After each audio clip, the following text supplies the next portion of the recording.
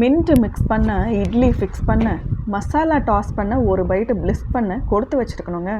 அதாங்க நமக்கு ஃபேவரட் ஆக போகிற மின்டி பைட்ஸ்னு நான் சொல்லுவேன். மை ஃபேவரட் மின்டி பைட்ஸான புதினா மினி இட்லி பைட்ஸ் எப்படி பண்ணுறதுன்னு பார்க்கலாம் வாங்க.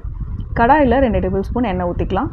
உளுந்து கடலைப்பருப்பு சேர்த்து நல்லா தாளிச்சிக்கலாம். பொன்னிறமாக வறுத்துக்கலாம். கைப்பிடி அளவு சின்ன வெங்காயம், கொஞ்சம் இஞ்சி, 2 பச்சை மிளகாய், இது 3ஐயும் நம்ம நல்லா வதக்கிக்கலாம்.